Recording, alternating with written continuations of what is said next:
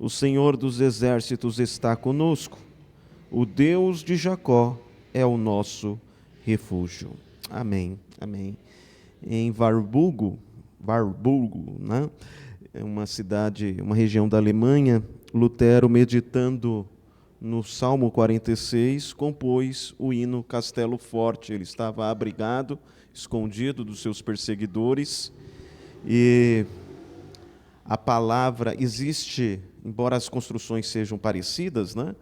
Parecidas, não iguais, mas existe uma diferença entre castelo e burgo, né? Um castelo, ele era usado para moradia, obviamente, no século XVI, mas o burgo era um tipo de castelo, mas era um forte também, era um local usado nas guerras, né, onde havia, mais para frente, né, balas de canhões, etc. Então, este burgo era um castelo preparado para a guerra.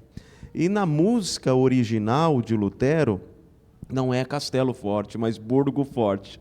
Lógico que isso em alemão, né, e não dá também para a gente traduzir para cantar aí, burgo forte ao nosso Deus, né, vai ficar meio esquisito, né? Mas a ideia é que o Senhor é um castelo ou um burgo, um forte, que nos protege em tempos de guerra, em tempos de aflições. Então, Lutero encontrou fé, esperança, calma, consolo no fato de que Deus protege os seus filhos em tempos de guerra, porque Deus é o nosso refúgio e fortaleza, socorro bem presente nas tribulações. Cantemos, pois, esta verdade juntos. Louvemos ao Senhor cantando Castelo Forte.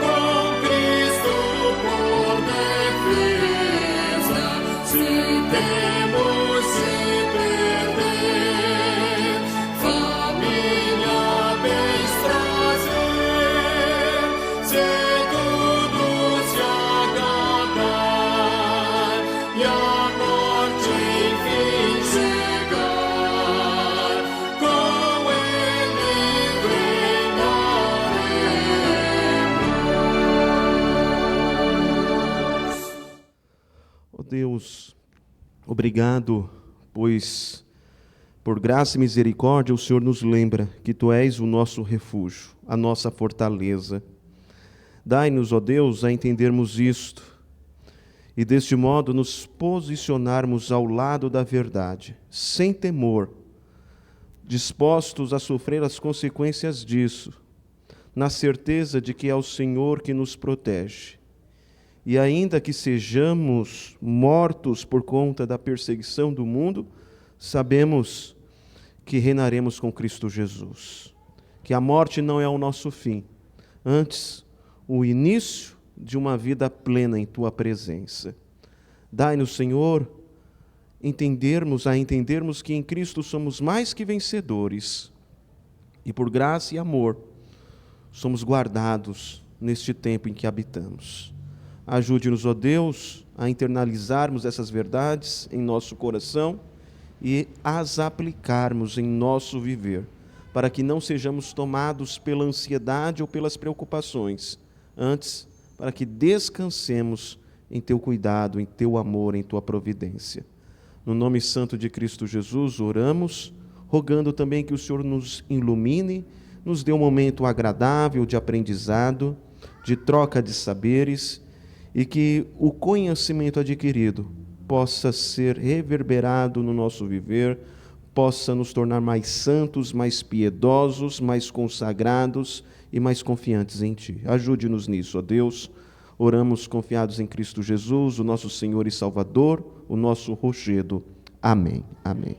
Podeis assentar, meus irmãos. Lembremos-nos da nossa proposta, que é estudar a respeito da teologia reformada, mas estamos começando pelo contexto histórico, para entendermos melhor como essas doutrinas se desenvolveram.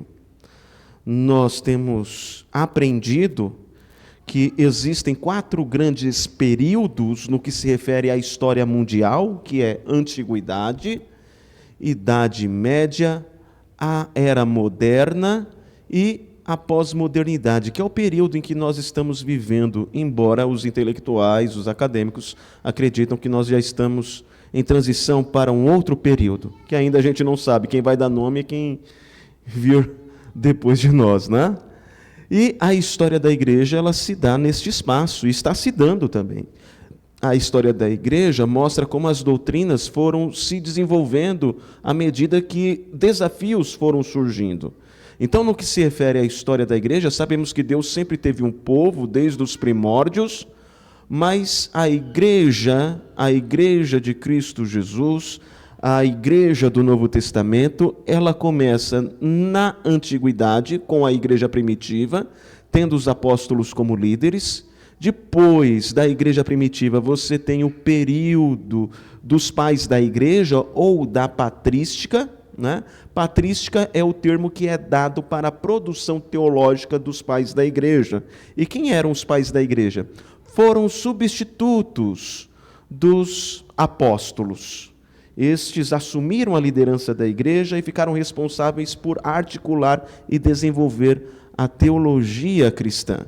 E essa teologia ela foi surgindo à medida que desafios, que heresias foram se levantando. Então os apóstolos foram, ou melhor, os pais da igreja foram ajuntando o ensino apostólico e respondendo a estes desafios doutrinários.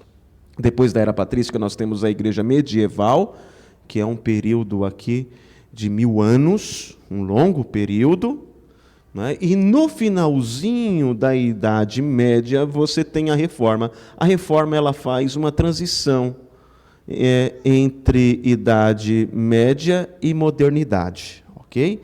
E alguns intelectuais vão dizer que, na verdade, a Reforma inaugura a Era Moderna. Depois da Reforma, você tem a Igreja Contemporânea, que vai do século XVII, finalzinho do XVII, XVIII, até os tempos de hoje, ok? Boa parte das igrejas que nós conhecemos, o movimento pentecostal, neopentecostal, eles surgem aqui. Mas a nossa igreja, a igreja presbiteriana, ela vem daqui, da Reforma, ok? Pois bem, pensando nisso, nós falamos sobre a igreja primitiva, Nós vimos o início da Igreja Apostólica, as primeiras perseguições, falamos como os apóstolos morreram, todos eles foram martirizados, com exceção de João. Falamos depois dos pais da igreja, falamos destes homens que foram os primeiros líderes da igreja cristã depois dos apóstolos. Falamos de alguns desenvolvimentos doutrinários e até mesmo de alguns desvios que mais tarde foram potencializados no período medieval.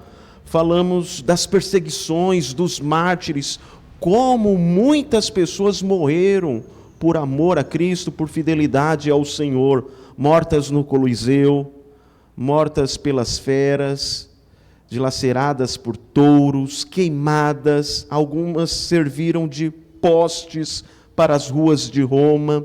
Falamos das 10 perseguições oficiais do Império Romano, ou seja, eram perseguições decretadas pelo Estado. Havia legalidade para que os cristãos fossem perseguidos. E a última perseguição foi a maior, a 10ª perseguição, porque o intuito não era forçar mais os cristãos a adorarem o imperador ou aos deuses do panteão romano, mas a ideia era dizimar, era acabar, era exterminar com todos os cristãos.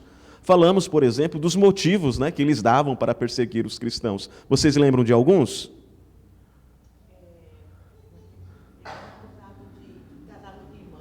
Incesto, muito bem, Olha lá, um dia está lá o Filipe, aí ele encontra a sua futura esposa, e ele, antes de casar com ela, fica: oi, irmã, tudo bem? Graça e paz. Daqui a pouco está casado com a irmã. É um incestuoso. Então eles encontravam motivos para acusar os cristãos. Então ele casou com a Lucinha, que era a irmã dele em Cristo, É um incestuoso. Ou o que mais? Quais eram os outros motivos dados para justificar a perseguição? Que eles eram canibais, afinal eles comiam da carne e bebiam do sangue de alguém. Referência à Santa Ceia. E até mesmo ateus, lembram? Eram considerados ateus, porque eles adoram um Deus que ninguém vê. E isso era proibido por lei. Então eles eram perseguidos. E tantos outros motivos. No entanto, a igreja cresceu muito neste período, a ponto de Tertuliano, um dos pais da igreja, dizer que o sangue dos mártires era a semente da igreja. Quanto mais mártires morriam, mais cristãos se levantavam. E no finalzinho, não no final, mas um pouquinho para frente do meio deste período, você tem Constantino. Constantino, então, para com as perseguições, as propriedades cristãs que haviam sido confiscadas foram devolvidas, os cristãos que estavam presos foram soltos, marcados pelas torturas, sim, mas agora estão livres. E, mais para frente, o cristianismo se torna a religião oficial do império. De perseguidos para religião oficial. E aí nós discutimos a respeito desse período, e teve pontos positivos do fato de Constantino, do Império Romano, se tornar cristão? Sim. Quais foram os pontos positivos? Sim. Só o fato de não ter perseguição já é um ponto muito positivo, não é?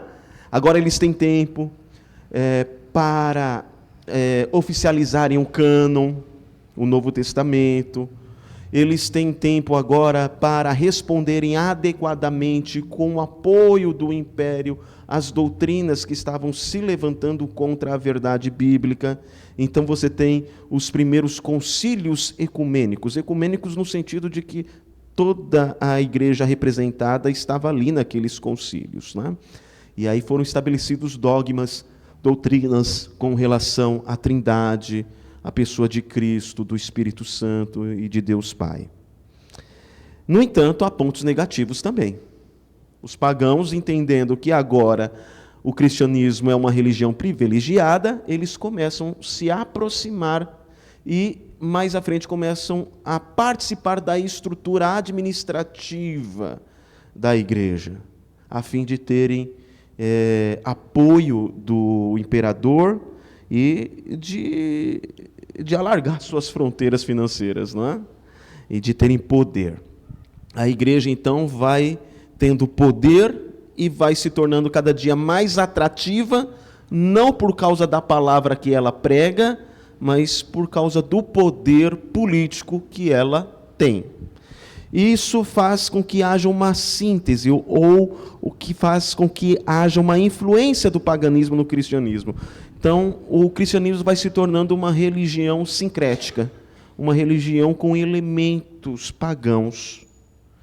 E esses elementos pagãos vão se apropriando de desvios dos pais da igreja. É como se a igreja fosse um corpo, e tudo bem, a Bíblia diz isso, né? Mas eu quero usar aqui uma outra ilustração. Um corpo que tem algumas células fracas e agora vem um vírus e vai se apoderando dessas células, a ponto de tomar conta mais para frente de todo o corpo ou de boa parte deste. Então chegamos na igreja medieval. E a igreja medieval é uma igreja que aumentou em muito o seu poder, né? O Império Romano cai, os bárbaros tomam Roma, mas é a igreja que vai controlando estes bárbaros. Os bárbaros tinham a força, mas a igreja tem a cultura, a igreja tem a religião, a igreja educa as nações bárbaras. E as nações bárbaras, que nós consideramos bárbaras, né, hoje, é a Alemanha, né, as ilhas, a ilha britânica, né, e esses países famosos, que vão se tornar poderosos mais para frente. Mas a igreja vai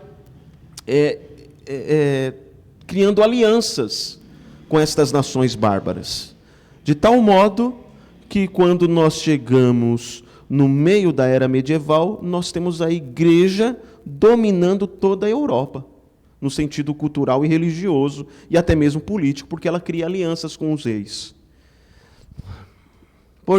No entanto, é uma igreja em que há simonia, venda de cargos, é uma igreja que prega uma salvação supersticiosa, uma salvação pelas obras, é uma igreja em que os seus líderes são imorais, e isso gera insatisfação. Insatisfação de quem? De católicos, devotos e piedosos, que não aceitam aquilo, que querem uma reforma. Então nós falamos de que neste período houve muitos líderes que se dispuseram a reformar a igreja, mas que foram calados pela Inquisição, que foram calados pela fogueira. Né? E nós falamos dos três principais, John Wycliffe, John Huss e Girolamo Savonarola. Nós vimos que o mais destacado desses três é John Wycliffe. Né? John Wycliffe é um homem muito culto, conhecido como o homem mais culto da Europa em seus tempos, e ele tem o apoio da nobreza, o apoio do rei da Inglaterra. Ele começa a pregar o sola escritura, ou seja, somente a escritura é uma autoridade infalível. Ele começa a pregar contra a estrutura hierárquica da Igreja Católica. Ele começa a propor que o povo tivesse as escrituras em sua língua. Ele começa a falar sobre graça, sobre predestinação, falar sobre salvação pela graça tão somente. E as suas ideias vão se espalhando. Roma, ou a Igreja Católica Romana, não consegue contê-lo. A igreja tenta contê-lo, mas não consegue. Ele acaba morrendo, não na fogueira, mas de derrame enquanto pregava. Mas aí, passado alguns anos, condenado no Concílio de Constança, os romanos, né, a Igreja Católica, para não durar o braço a torcer, exuma ele, tira ele da terra, os seus restos mortais, e queima, e espalha a sua cinza no rio Swift, na Inglaterra. E aí os reformados entenderam que aquilo ali era significativo, porque as ideias de John Wycliffe foram se espalhando, até chegar a John Hus. John Hus é um boêmio, né? Ele vive na antiga Tchecoslováquia, em seu período. Há uma aliança de governantes entre a Inglaterra e a antiga Tchecoslováquia, e aí começa a haver um intercâmbio entre esses dois países. E John Hus, indo para a Universidade de Oxford, onde John Wycliffe dava aula, mas agora já morto, né? Mas as ideias dele estavam lá vagando pela universidade, e ele é influenciado pelos escritos de John Wycliffe, e ele começa a pregar as mesmas ideias, mas agora na Boêmia. Mais à frente nós vamos ter em Florença, na Itália, Girolamo Savonarola. Girolamo Savonarola, né? O Girolamo já não é um intelectual. Ele tem uma característica mais profética, né? De falar sobre mudança de vida, transformação, não aceitar a hierarquia corrupta da igreja, mas, assim como John Hus, ele é martirizado. Pois bem, chegamos então naquilo que de fato nós chamamos de reforma protestante. Eles são os pré-reformadores, mas a reforma protestante, ou os reformadores magisteriais, é assim que os historiadores se utilizam, né? Magisteriais no sentido de que foram os primeiros, né? Os mestres da reforma, eles se dão ali com Lutero, Zwinglio e Calvino. Não são os únicos, mas são também os mais destacados. E, sem dúvida nenhuma, a reforma ela começa com os esforços de Lutero, ou com as suas dificuldades pessoais, né? Vocês já ouviram aquela história de que psicólogo faz psicologia para se entender? Né? Lutero fazia teologia para se entender, porque ele tinha muitas dificuldades a respeito de Deus. Então, a reforma não foi uma tentativa não partiu de uma tentativa de Lutero de mudar a igreja. Não. Ele tinha dificuldades com Deus. Em alguns escritos sobre a vida de Lutero, eles sempre repetem uma fala de Lutero para Staupitz, que era um dos seus mentores no monastério. Staupitz pergunta para ele: Lutero, o que você quer da vida? Você passa jejuando, você vive fazendo obras. Ele passava 6 horas se confessando. E aí, quando estava saindo, ele falou: eu esqueci de um pecado. Ele era perturbado. E aí Staupitz pergunta: o que você quer? Seja sincero, o que você quer? E aí ele diz assim: eu quero um Deus que eu possa amar. Você não ama a Deus? Não, eu o odeio. Porque a todo dia ele me ameaça com a sua justiça. Então era uma questão mais pessoal do que um desejo de reformar a igreja. Porque era este Deus que era apresentado pela igreja medieval. Pois bem, Stephen Lawson diz: a reforma protestante permanece como a demonstração da graça de Deus, de mais longo alcance e maior transformação do mundo, desde o nascimento e expansão inicial da igreja. Ou seja, nunca houve um evento na história da igreja que houve tantas implicações, houve tantas mudanças na sociedade. Nunca houve. Não foi um ato isolado, nem foi liderada por um único homem. Então não foi um ato isolado, não ficou lá na Alemanha, não se resumiu a Lutero. Antes, ela eclodiu e ela se manifestou em vários países da Europa. Ela transformou todo o continente. E este movimento que alterou a história se exibiu em diferentes palcos e em muitas décadas. Foi ultrapassando eras. Não se resumiu ao século XVI. Não obstante, seu impacto cumulativo foi de grande proporção. E até hoje nós sentimos este impacto. Philip Schaff, notável historiador eclesiástico, escreve: a reforma do século XVI é, depois da introdução do cristianismo, o maior evento da história.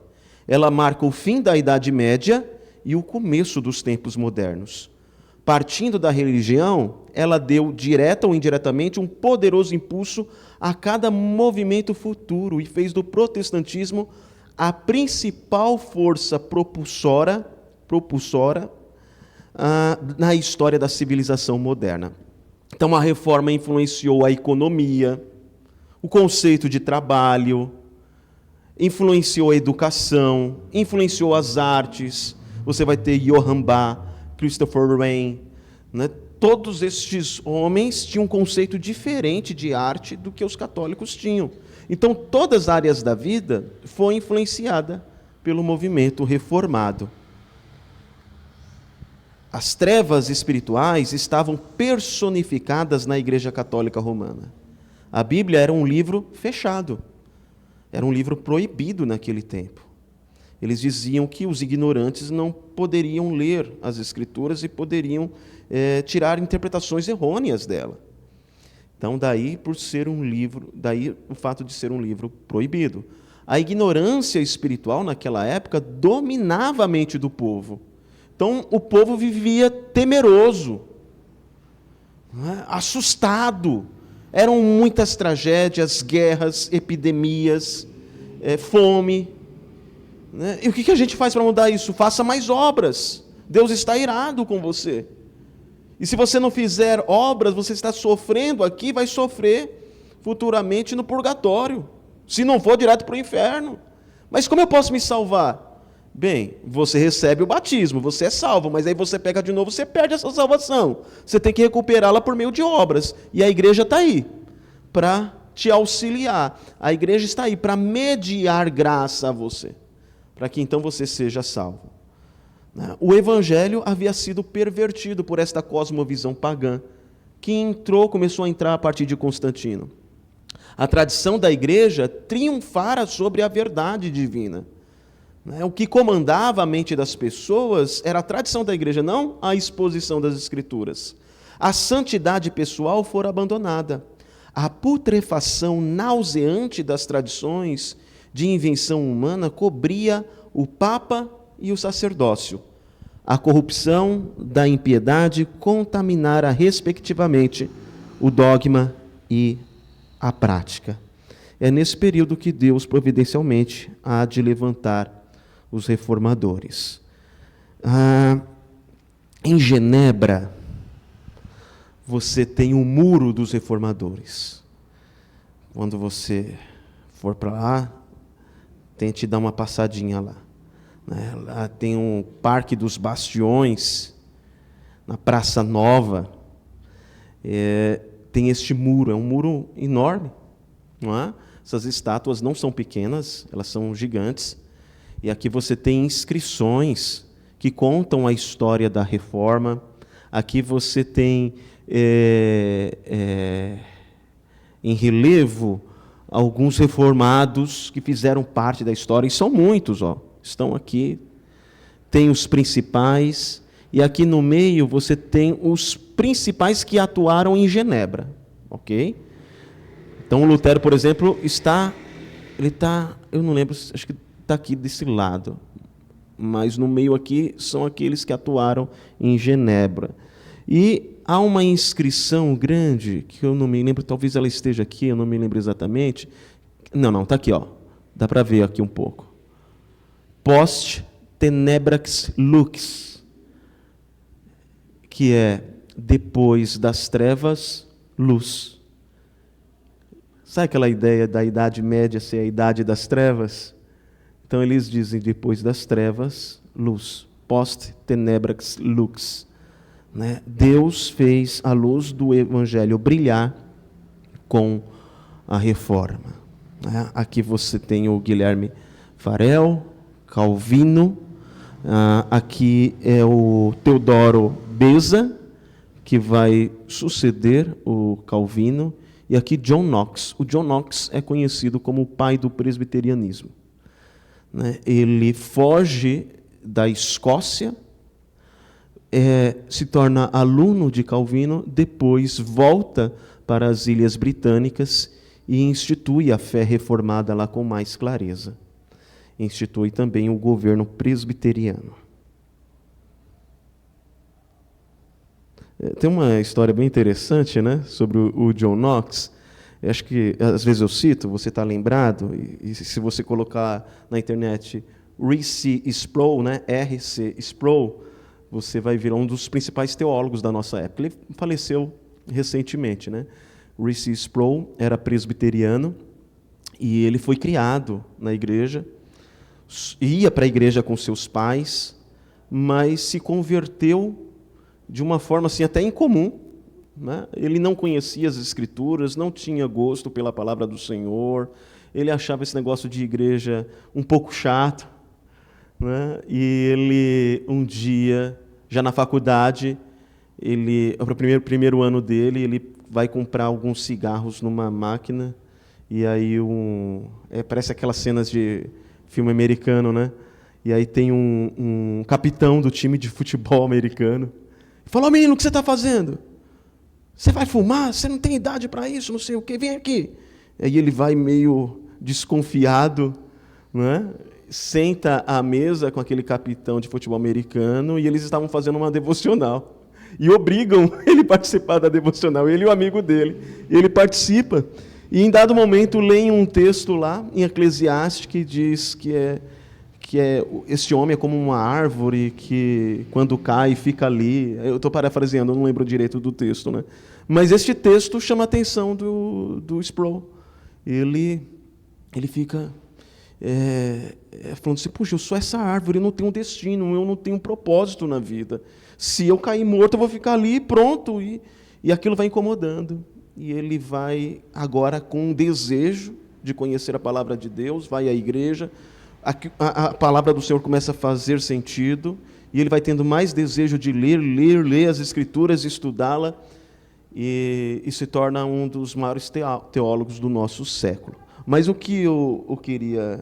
curiosidade que eu queria compartilhar é que a família do Sproul, eles têm um costume de, a primeira criança, o primeiro menino que nasce, eles têm que colocar R.C. Sproul. Então pode ser Robert, pode ser Richard, ou qualquer coisa, né? Então, o Sproul, acho que é Robert Charles Sproul, né? Mas a ideia tem que ser com R, tem que começar com R, com C e colocar Sproul. Então esse era um costume de décadas da família dele. E aí, passado um bom tempo, até o Sproul ele lamenta, né, que o pai dele era um cristão muito sério e teve derrame. E as últimas palavras do pai dele, o pai quis se levantar da cama, ele levantou o pai suspirou, sentou de novo na cama e disse: combati o bom combate, guardei completei a carreira e guardei a fé. Não é? E aí o Sproul, para vocês terem ideia, o Sproul nem sabia que isso era um texto bíblico. Ele dá uma bronca no pai. Ele fala contava que era uma das grandes dores da vida dele, foi que ele não entendeu, ele nem sabia que aquilo era um texto bíblico. E ele deu uma bronca no pai: o que é isso? O senhor está falando que vai morrer, é isso? O senhor não vai morrer, não. Fala essas coisas antes, não. Que poema bobo.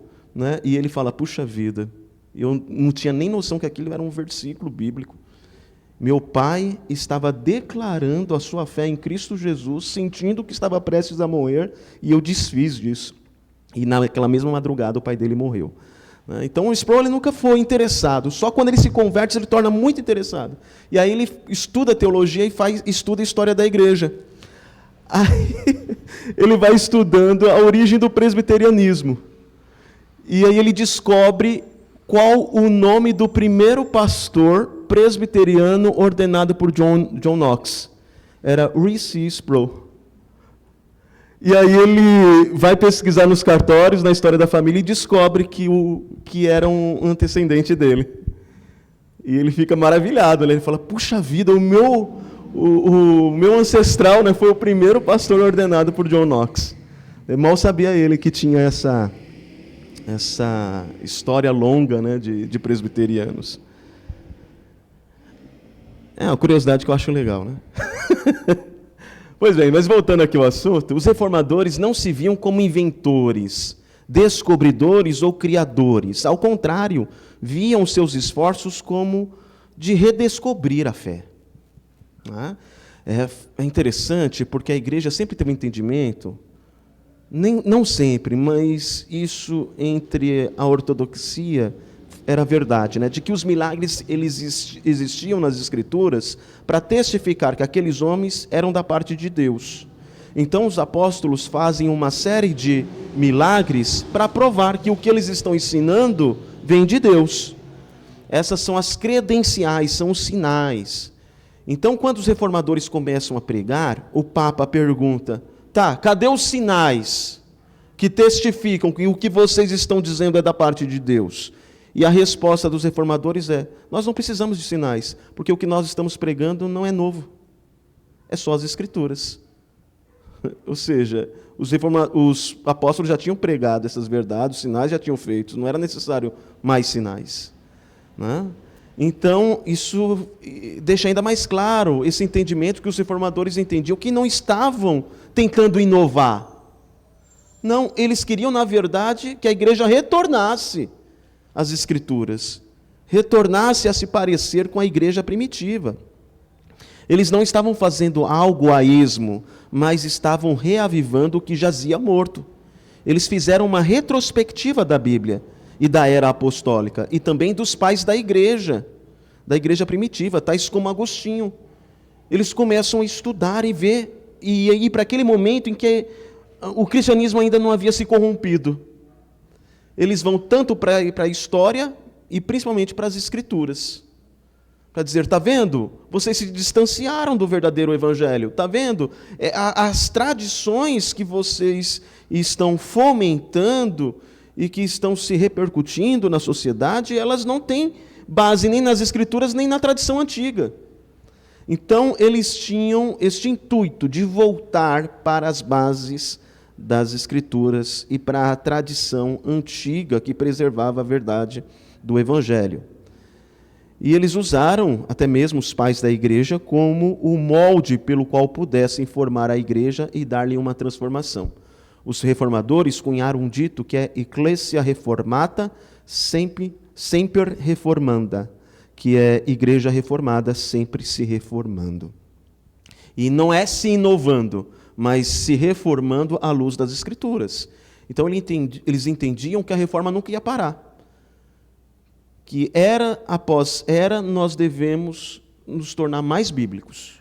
Mais bíblicos. Eles não acreditavam que iriam concluir a reforma naquele século, mas que a igreja deveria, cada dia mais, ao invés de se afastar das Escrituras, se aproximar dela.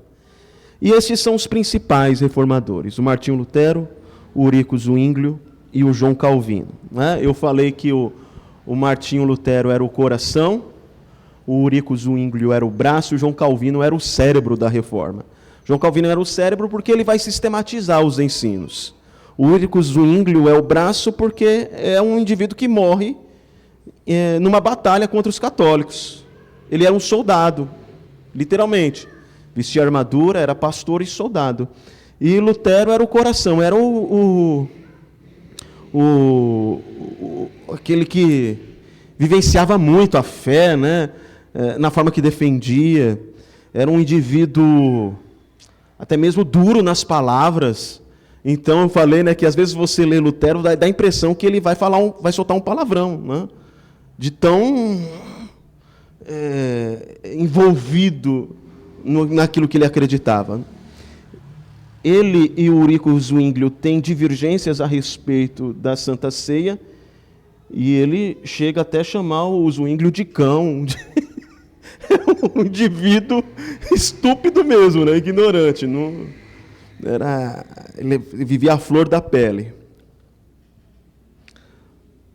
Pois bem, falemos hoje sobre Martinho Lutero, de maneira ainda que resumida. Lutero foi um gigante da história, há quem creia que tenha sido a figura europeia mais significativa do segundo milênio, e isso até mesmo para estudiosos ateus. Por exemplo, Lutero foi que estruturou a gramática da língua alemã, porque quando ele traduz a Bíblia do grego para o alemão, ele se dá conta que não havia palavras no alemão correspondente ao que ele estava vendo. Ele inventa palavras, ele estrutura uma gramática, né? Então, os alemães, né, eles são muito gratos a Lutero, por conta do desenvolvimento social e linguístico que ele ofereceu. Ele foi um reformador pioneiro, o primeiro a quem Deus usou para produzir uma transformação do cristianismo e do mundo ocidental. Foi inquestionavelmente o líder da reforma alemã. Lutero nasceu no pequeno vilarejo de Eisleben, na Alemanha, em 10 de novembro de 1483. Seu pai, Hans Luther, era um mineiro de cobre que eventualmente ganhou alguma riqueza de participação nos lucros das minas, o que era incomum na época, né? No regime feudal, e também em outras atividades comerciais. Sua mãe era uma mulher piedosa, porém religiosamente supersticiosa, muito católica. Ele foi criado sob as estritas disciplinas da Igreja Católica Romana e foi preparado pelo seu pai para ser um advogado bem-sucedido. Então o pai dele começou a investir no intelecto, né? Queria que ele fosse um advogado bem-sucedido. Para este fim, ele buscou educação em Eisenach e então em filosofia na Universidade de Erfurt. Nesta última, recebeu o grau de bacharelado em artes e, em 1502, o grau de mestre em artes, em 1505. Então, ele está caminhando para se tornar um advogado. No entanto, há uma situação na vida de Lutero que faz com que ele mude completamente. Ele estava caminhando, né, e começa a chover, uma tempestade aterrorizadora, ele fica morrendo de medo e ele começa a gritar: Santa Ana, me ajude, eu me tornarei monge. E raios caindo do lado, né? E Santa Ana, vocês sabem a quem ele está se referindo? A mãe de Maria, na cultura católica, né? Santa Ana. Porque qual é a ideia? A Igreja Católica começa a pregar a Maria como imaculada, ou seja, ela nasceu sem pecado. Mas para ela ter nascido sem pecado, a mãe dela deveria ser sem pecado. Ou seja, você vai regredindo até... Então, chegam até que Santa Ana, né? Que seria a mãe de Maria. E aí ele começa a gritar: me ajude que eu me tornarei monge. E ele sobrevive a essa tempestade e cumpre com o voto dele, de se tornar monge. Então a vida dele sofre uma reviravolta, isso por volta de 1505, quando tinha 21 anos de idade. E lá no monastério, ele quer levar a vida de monge a sério. Mas lembre-se que o pai dele ficou revoltado com essa decisão de Lutero, porque ele estava investindo para que Lutero fosse um grande advogado, e agora ele decide virar monge. Então, o pai dele brigou, eles ficaram afastados, o pai não queria muita conversa com ele. Lutero sobreviveu à tempestade, cumpriu o seu voto. 2 semanas depois, ingressou no monastério agustiniano. Agustiniano. É o monasteiro agustiniano, ou seja, é o monasteiro que se propõe a estudar os escritos de Agostinho. E Agostinho é um pai da igreja, que pregava o quê? A doutrina da graça. Né? Então ele entrou no monastério certo. E aí ele vai lidar com os escritos de Agostinho, obviamente. Seu pai fica furioso pelo aparente desperdício de educação, né, de dinheiro envolvido, mas ele se manteve e cumpriu o seu voto. E eu separei uma citação aqui dele, que ele diz assim: quando eu era monge, esbaldei-me grandemente por quase 15 anos com sacrifícios diários. Torturei-me com jejuns, vigílias, orações e outras obras muito rigorosas. Sinceramente, eu cria que assim adquiriria a justiça por meus próprios esforços. Então lembra que nós falamos que a salvação para a Igreja Católica medieval era uma salvação contábil? Você tem que ter mais graça, mais méritos do que pecados. Então Lutero quer se superar nisso. Ele quer garantir que ele tem mais méritos do que pecados. Então ele se vale daquele ambiente monástico, para quê? Para fazer obras, para confessar. Era obrigação dos monges se confessar todos os dias. E ele, como eu disse, gastava 6 horas se confessando. Era um indivíduo obcecado. Mas mesmo assim ele olhava para si e encontrava pecado em seu coração. E ele falava, quanto mais obra eu faço, mais eu tenho consciência do meu pecado. Isso vai deixando Lutero um pouco louco, perturbado. E ele começa a odiar a Deus. Porque ele não consegue, sendo honesto com ele mesmo, ter mais méritos do que pecados. Porque quando ele não peca por palavras, ele peca por atos. Quando não por atos, por pensamentos, por omissões. Ele fala, isso não acaba nunca. Todo dia é uma luta. E todo dia Deus me ameaça com a sua justiça. Então ele falava de olhar para o crucifixo e ver Jesus. E alguns dizem que na época as pessoas até começaram a recorrer mais para Maria, porque os desenhos não eram aqueles desenhos assim de Jesus com aquela característica feminina que a gente vê, né, na Igreja Católica. Mas era um Jesus assim, bravo. Alguns desenhos e esculturas, você via até os nervos aqui na testa, assim, de tão bravo que ele estava. Então Lutero olhava para aquilo ali, para aquelas imagens, e falou, ele está irado. Ele está irado comigo. Ele conhece os meus pecados. E ele, quando celebra a sua primeira missa, enquanto segurava o pão e o cálice pela primeira vez, sentiu-se tão aterrado com a ideia da transubstanciação, que o pão se tornava em carne e que o vinho se tornava no próprio sangue de Jesus. Ele ficou tão aterrado com essa ideia que ele começou a tremer. Eu não lembro se nessa ocasião, mas eu sei de uma outra ocasião que ele derramou o vinho no chão e lambeu. Porque ele falou assim, o sangue de Cristo não pode ser desperdiçado. Então era um indivíduo que levava muito a sério a fé católica. E ele diz que quando ministrou a Santa Ceia pela primeira vez, a Eucaristia, ele ficou totalmente aturdido e tomado pelo terror. Pensava de mim mesmo, quem sou eu para elevar meus olhos ou minhas mãos à majestade divina? Eu não passo de pó e cinza, saturado de pecado. E eu estou falando ao Deus vivo, eterno e verdadeiro.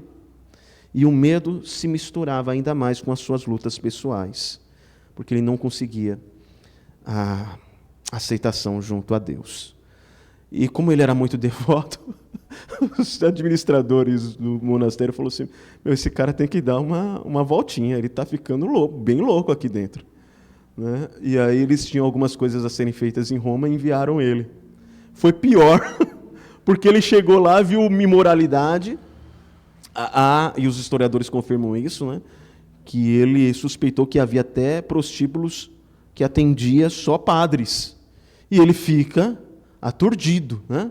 Mas ele vai ver isso depois, no finalzinho. Mas quando ele chega em Roma, ele chega todo animado. Puxa, aqui e tal. E lá você tem a Scala Sancta, que está lá no Vaticano, que supostamente é a mesma escada pela qual Jesus subiu quando foi ter com Pilatos.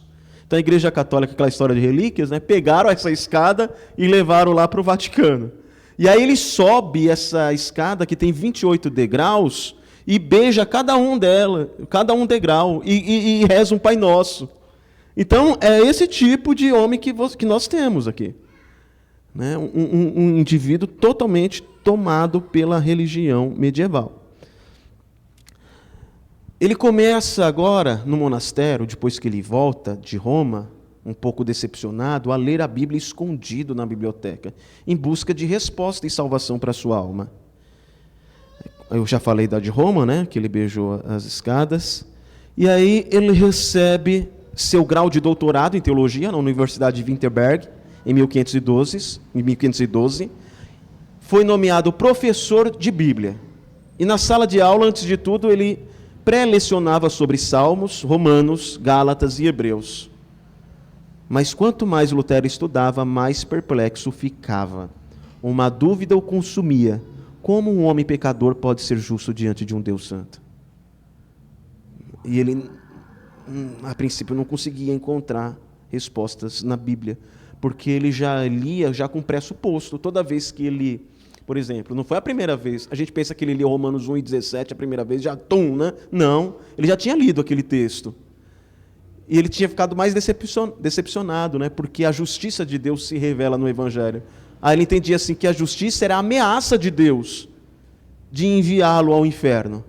Ele falou, está vendo o Evangelho? O Evangelho é o anúncio de que Deus está irado. Era assim que ele entendia.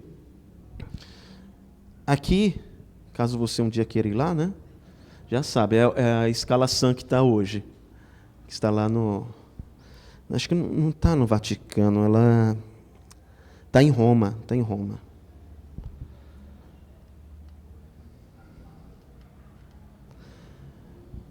Com o passar do tempo, Lutero tem a sua ira um tanto despertada quando um dos maiores vendedores de indulgência chega na região, que é Johann Tetzel. Johann Tetzel é conhecido como o maior vendedor de indulgências. Então, a indulgências, nós falamos aqui, foi dada primeiramente para os reis que dispunham de seus soldados para lutar em Jerusalém, nas cruzadas. Então, eles ganhavam o direito de que, quando morressem, fossem direto para o céu, sem passar pelo purgatório. Agora, com a necessidade de manter o clero, o Papa diz, vamos dar indulgência para todo mundo que puder pagar. Então, você pode comprar um terreno no céu com uma indulgência. E você pode comprar uma indulgência para alguém, um parente seu, que está lá no purgatório. E aí você tira ele do purgatório. E havia uma frase, eu não vou saber, obviamente, como que eles diziam isso em alemão, mas a ideia era, ao tilintar da moeda no cofre, uma alma se liberta. E aí eles ficavam repetindo isso, ao tilintar da moeda no cofre da igreja, uma alma se liberta. E havia vários exageros, né? Conta-se que uma vez um homem chegou no padre e disse assim, padre, eu posso comprar uma indulgência para pagar um pecado que eu ainda vou cometer? O padre, a fim de ganhar dinheiro, né, diz assim, pode sim. Aí o camarada compra e no outro dia mata o padre. Já foi absolvido, né? Senhor Milton? O que era um papel que era dado, que você cumpria, um documento assinado pelo próprio Papa, né? Te dando... Não, era um papel. Era um papel que o Papa, como vicário substituto de Cristo na Terra, dava o direito de que quando você morresse, ou algum parente, caso você comprasse para esse parente, ele seria liberto do purgatório e teria acesso ao céu. Né? E Johann Tetzel, há relatos de que ele dizia assim, essa indulgência vai te salvar. Ela salva um homem, mesmo que esse tivesse abusado da Virgem Maria. O cara era pesado no discurso. Né? E o Lutero vê aquilo e fica inconformado. E o que ele faz? Ele escreve 95 teses e prega na Catedral de Wittenberg. Ele afixa essas teses à porta da igreja.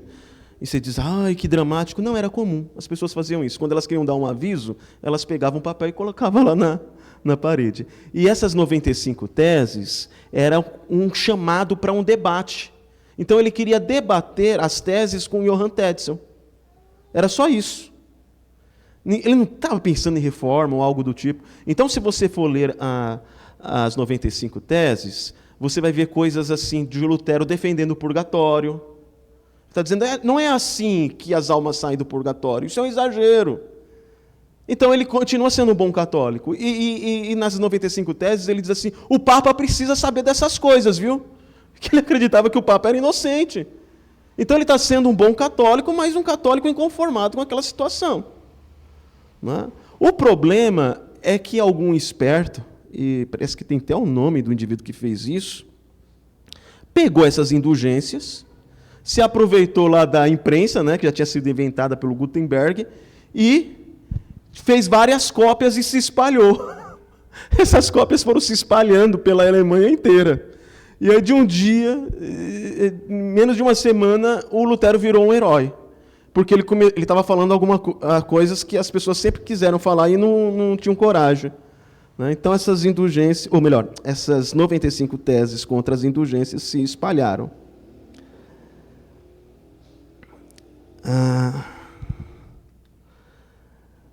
Mas é quando mais à frente que ele relê Romanos 1:17 que a luz acende na cabeça dele.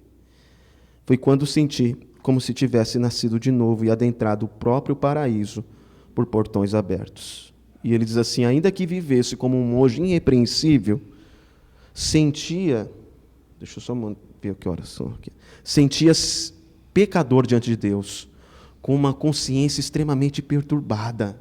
Imagine alguém dizendo assim: rapaz, se eu morrer agora eu vou para o inferno. Ele tinha lutas interiores muito grandes. Eu não podia crer que ele fosse, que a minha consciência fosse apaziguada. Eu não amava a Deus. Pior, eu odiava a justiça de Deus, que pune o pecador e secretamente, se não blasfemamente, com certeza, murmurando intensamente, eu estava irado com Deus.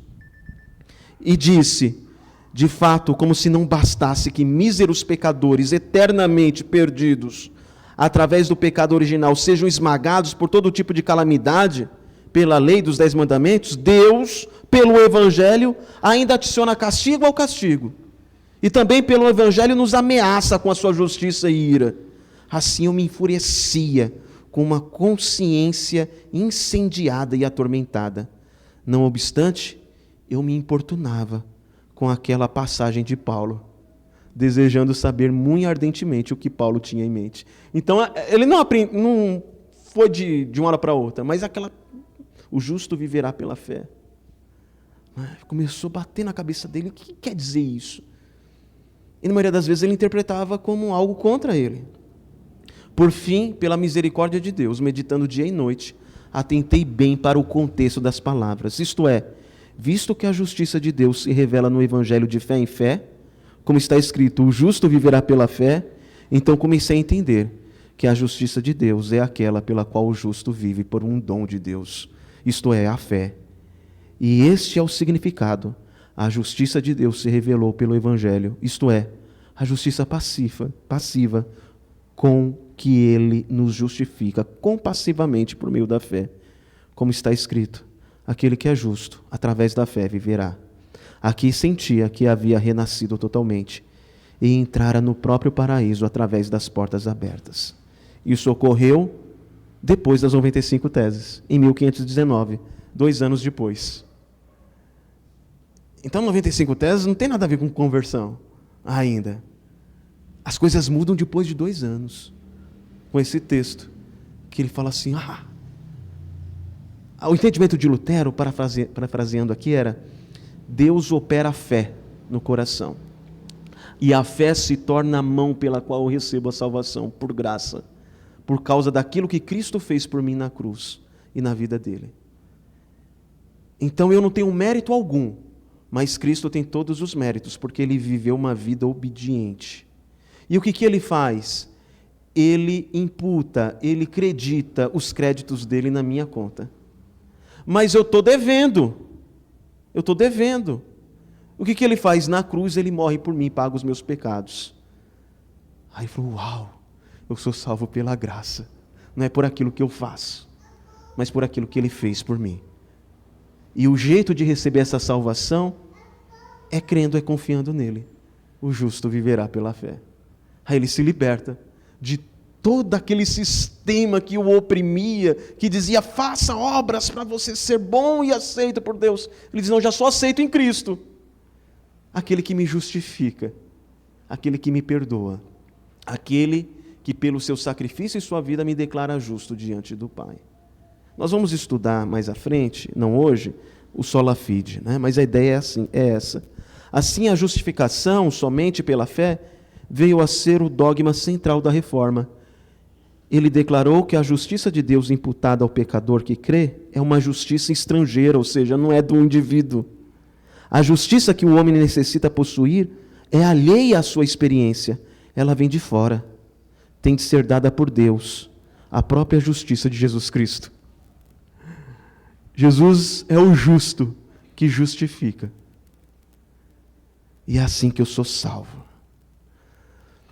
Essa doutrina, meus irmãos, ela vai de frente com o ponto central da doutrina católica. Eu não sei se vocês notaram. Ao investir contra a interpretação da penitência, porque lembra, o católico dizia assim, olha, você é salvo no batismo, você perde a salvação, aí você precisa o quê? Se arrepender, ser absolvido, pagar a penitência, para depois ser absolvido pelo sacerdote. Você precisa da missa, que é o sacrifício de Jesus de novo, para perdoar os seus pecados. Ou seja, toda a estrutura da Igreja Católica é baseada na afirmativa. Você precisa da Igreja para ser justificado. Você precisa ser absolvido pela Igreja para ser declarado justo. E aí, Lutero diz, eu só preciso de Cristo. Onde que fica a Igreja se todo mundo começa a crer assim? Com todo o seu sistema. Para onde vai? Some. E as simonias? E o poder? Perde-se. Perceberam? Ele foi no centro. E foi sem querer. Porque era uma questão pessoal dele. Mas só que quando ele começa a pregar isso, ele atinge o cerne da teologia da Igreja Católica, que era a justificação pelas obras e não pela fé.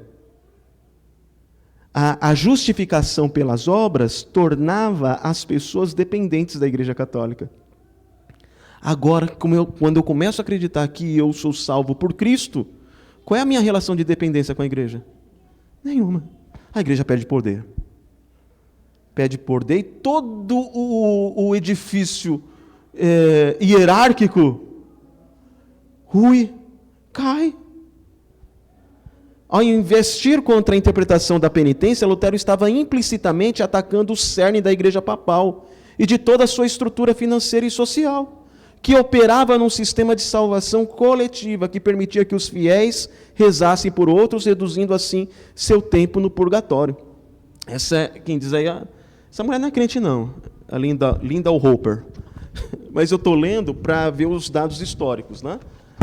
E até mesmo para não ter aquela visão meio enviesada. Mas está vendo como que ela entendeu o que estava acontecendo? E ela continua dizendo, financiava todo um proletariado clerical de padres, ou seja, essa doutrina da salvação pelas obras financiava os padres pagos para rezar missas pelas almas dos finados. Então, você tinha que pagar. Eles eram pagos nas datas de aniversário de suas mortes. Pagava mulheres devotas nos asilos dos pobres que rezavam pelas almas dos mortos, para facilitar sua passagem pelo purgatório. Pagava irmandades que oravam por seus membros, rezavam missas, faziam procissões e financiavam altares especiais.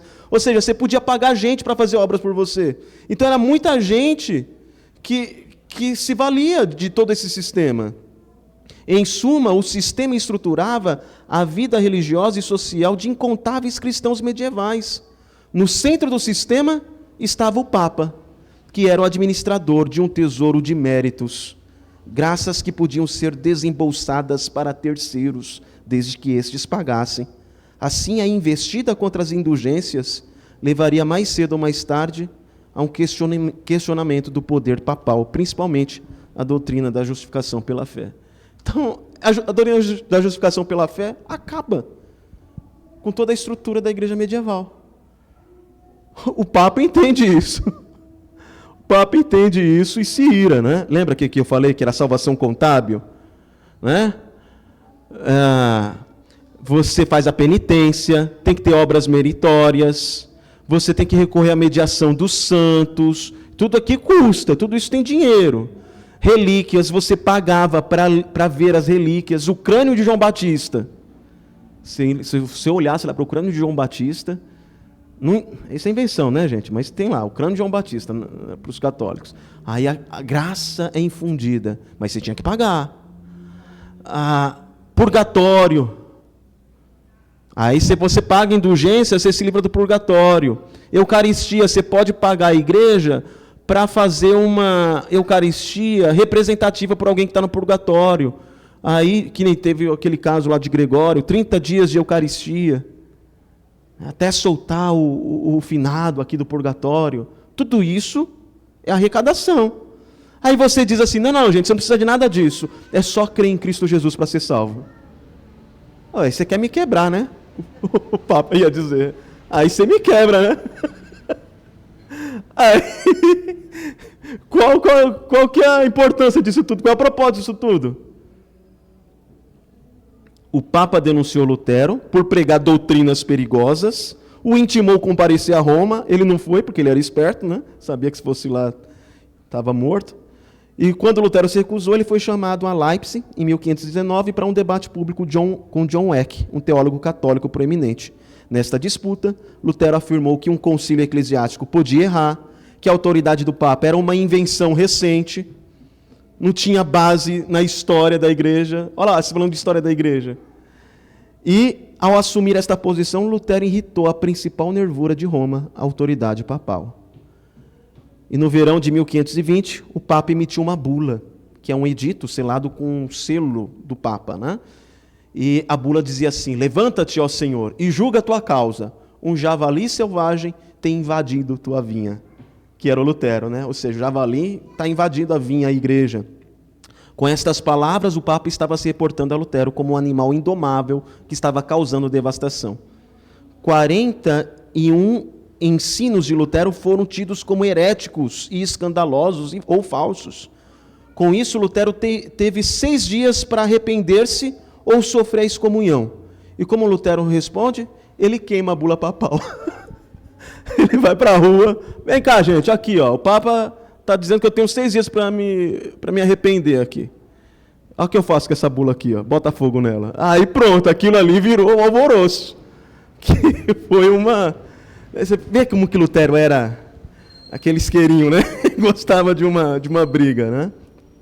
Em 1521, o jovem santo imperador romano Carlos V convocou Lutero ao comparecer ante a dieta de Worms, na Alemanha, para que ele se retratasse.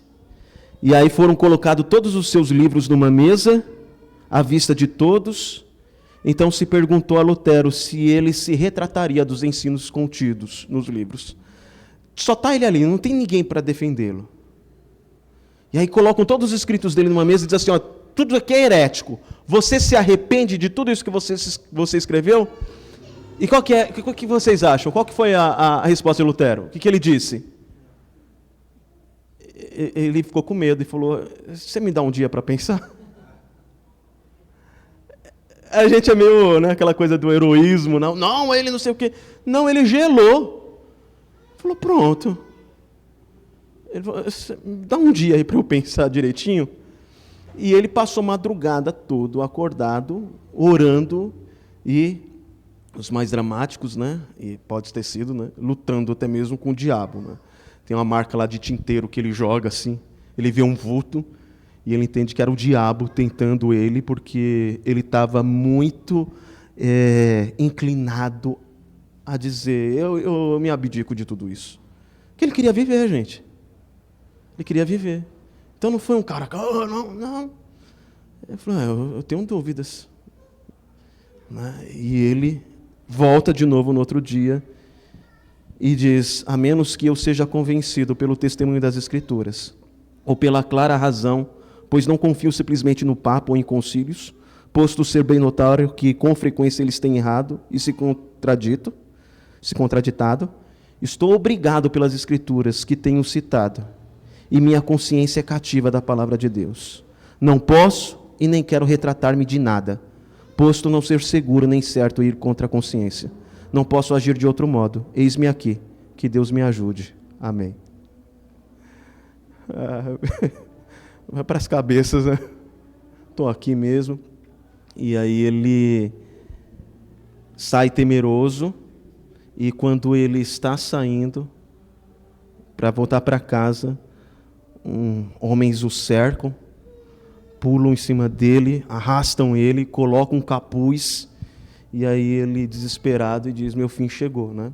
Mas era Frederico, o príncipe, da região onde ele morava, que sabia que a Igreja Católica ia matá-lo, então o sequestrou primeiro e levou para Wartburg, né? Wartburg, que é um castelo, onde ele compôs o hino Castelo Forte. E ali também ele traduziu a Bíblia do grego para o alemão. Ficou 8 meses e escreveu outros escritos. Deram outro nome, que era Cavaleiro Jorge, para ele, para que ninguém soubesse que era o Lutero que estava ali. E enquanto ele estava naquele tempo, ele ficou seguro e teve tempo para produzir. Né? Eu passo aqui fala que Lutero pregou muito. Né? Lutero lançou as bases da moderna escola pública na Alemanha e na Europa. Depois, quando a Alemanha se torna protestante, ele exige que houvesse escola pública para crianças, meninos e meninas, o que não existia antes. Só a elite, só a nobreza aprendia, né? Ele diz, em minha opinião, nenhum pecado exterior pesa tanto sobre o mundo perante Deus e nenhum merece maior castigo do que justamente o pecado que cometemos contra as crianças quando não a educamos. E Lutero passou por várias situações, casou-se, né, com Catherine van Bora, que era uma freira, né, e aí ela se tornou protestante. Eles então se casaram, abdicaram dos seus votos, né, de castidade, se casaram, tiveram filhos, foi dada a ele uma casa grande na região, então muitas pessoas iam ter com ele, passava a mesa estudando teologia, e era um ambiente bem familiar. Ele também era músico, produziu muito, discutiu muitas questões. Enquanto vivo, houve a revolta dos camponeses. Os camponeses saíram quebrando tudo, as igrejas, batendo em padre, espancando gente. Não é? E ele se opôs contra os camponeses e contra os nobres também. Não é? No final, essa revolta que durou muitos dias, ela foi contida com os exércitos da nobreza. Né? E acabou morrendo em casa, em Wittenberg. Ele volta para lá, né, já velho, para resolver, para reconciliar um grupo de 2 irmãos que estavam brigados.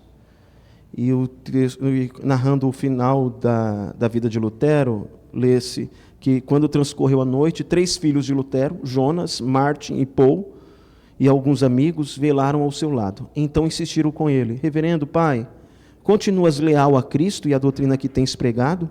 O reformador afirmou um claro sim, como resposta. E então faleceu nas primeiras horas de 18 de fevereiro de 1546, contemplando a fonte onde fora batizado na infância. É assim que termina a história de Lutero. Lógico que eu pulei bastante coisa aqui, né, em termos de produção. Existe uma obra de 56 volumes que compilou tudo aquilo que ele havia escrito, catecismos, hinos. Tentaram publicar aqui no Brasil, foi uma vergonha, né? Porque foi até uma igreja luterana lá no sul. Parece que investiram, e o camarada que se dispôs, brasileiro é fogo, né? Que se dispôs a traduzir tudo, disse que não traduziu nem a metade e sumiu com o dinheiro. Essas coisas no Brasil, né? Mas tem isso daí em inglês, né? Essas obras em inglês. É isso, meus irmãos. Eu adiantei um pouco aqui, para nós não passarmos mais tempo, mas esses são os principais eventos da história de Lutero. Né? De Lutero. Surge, então, a igreja luterana, e mais para frente nós vamos ver que os reformados, de onde nós viemos, eles não são luteranos, eles têm divergências, mas Lutero dá o pontapé inicial na reforma. Né? Okay? Até aqui alguma dúvida? Deu para entender como que surgiu, então, mais ou menos? Marília?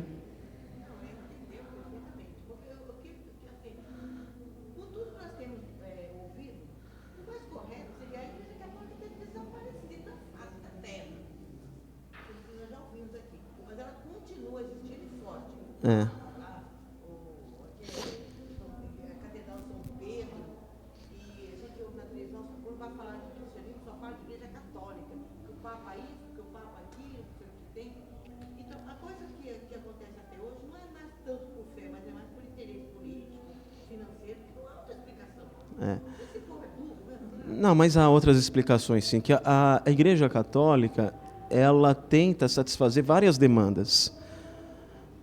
Tem várias iscas, né? Se você for um camarada supersticioso, existe um catolicismo popular para te atender. Né? Se você for, por exemplo, no Museu de Arte Sacra, lá no metrô Tiradentes, né, você vai ver várias estátuas com os dedos cortados, porque no catolicismo popular brasileiro tem aquela coisa de ameaçar o santo, né? Se o santo não me dá uma bênção, eu corto um dedo, eu boto o Santo Antônio lá de ponta cabeça, entendeu? Então, se você é um camarada supersticioso, você tem isso. Se você é um indivíduo que gosta de arte, você vai ter muita arte na Igreja Católica. Se você é um indivíduo, um intelectual, você vai ter gente para te satisfazer nisso a partir da Igreja Católica. Não estou falando de cara que quer teologia, que é crente, nada. Não, é um intelectual. Você vai ver vários intelectuais católicos, né? Políticos católicos, conservadores. E se você quiser para uma ala mais progressista, eles também têm uma ala progressista da teologia liberal, esqueci aqui o termo lá, com Leonardo Boff. Não, esse é outra coisa, esse é mais político, né? Então você vai ter uma ala mais progressista da Igreja Católica na política. Se você quer uma igreja mais carismática, você vai ter o padre Marcelo Rossi, né? O Fortão lá. Então, assim, é uma instituição que oferece tudo que as pessoas possam querer. Só não oferece a verdade. Mas, independentemente do seu perfil, a Igreja Católica atende a todos. Veja que ela tem séculos de tradição, então ela maneja muito bem isso, né? E é a instituição mais poderosa do mundo ainda.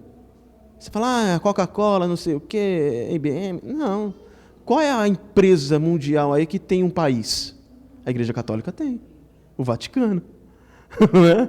Então é uma instituição muito poderosa mesmo, né? E que participou de momentos fundamentais na história do mundo, para o bem ou para o mal, mas participou, né? E então é difícil, não tem como, não se livra fácil disso não. Não muito. Quem vai questionar mais daí é o Zwinglio. E mais para frente Calvino. Mas Lutero não questionou, não. Não era a favor, né, de se ajoelhar, tudo, mas não era a ênfase dele, não. Não era a preocupação do momento lá. É isso, meus irmãos. Cansei. Deixou, né? Deixou. Casou. E ele casou justamente, eu achei engraçado, né, que ele casou justamente no período em que estava o auge da Guerra dos Camponeses. E aí ele escreveu assim, eu vou casar para envergonhar o diabo. Que desculpa, né? Eu não sei como a Catarine aceitou, né? Falou assim, ali era aquela coisa assim, o diabo está muito preocupado, né, querendo me tentar, e eu vou casar, para mostrar para ele que eu não estou nem aí para ele. Vou casar para envergonhar o diabo. Se a moda pega, né? Mas ele tem umas falas bem espirituosas. É isso, meus irmãos. Vamos ter uma palavra de oração? Vamos encerrar? A ideia é agora falar, se Deus assim permitir. Pode ficar de pé. O Eurico do Zwinglio, né? Depois Calvino, e aí, quando nós encerrarmos o Zwinglio e o Calvino, nós vamos falar sobre os 5 solas.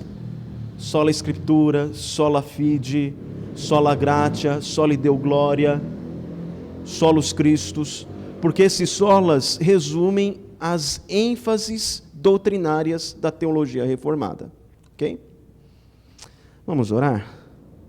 Senhor, nós te somos gratos por o Senhor nos dar a oportunidade de refletirmos sobre o passado e percebermos que no passado o Senhor estava agindo, e sempre o Senhor agiu na história. e o Senhor continua a fazê-lo. Portanto, ó Deus, nós louvamos o teu santo nome em saber que o Senhor usou as questões pessoais de um homem para atingir uma nação, um continente e um mundo durante eras.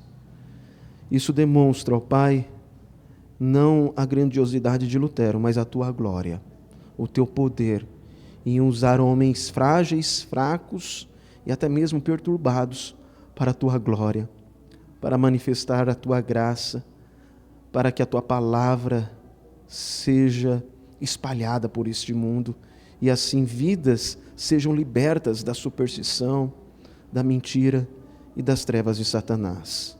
Dai-nos, ó Deus, portanto, um coração grato, que não se cansa de bendizer o teu santo nome pela palavra que nós temos acesso, por estarmos aqui sem o risco de sermos perseguidos fisicamente, para aprendermos mais de ti, para aprendermos mais dos teus atos na história.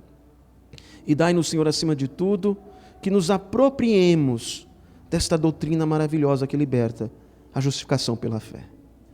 Que saibamos que não são as nossas obras, não são os nossos méritos, não são os homens que perdoam os nossos pecados, mas Cristo Jesus, pelo seu sangue vertido naquela cruz.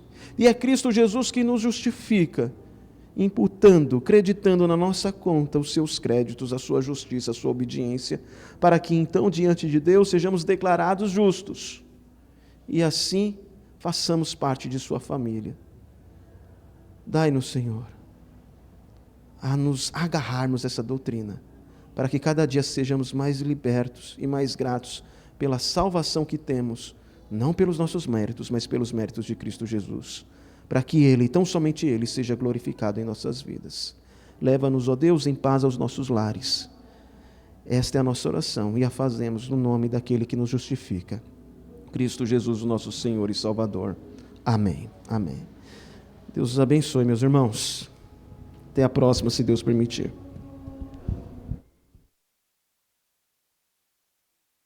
Mais curtinha, tá?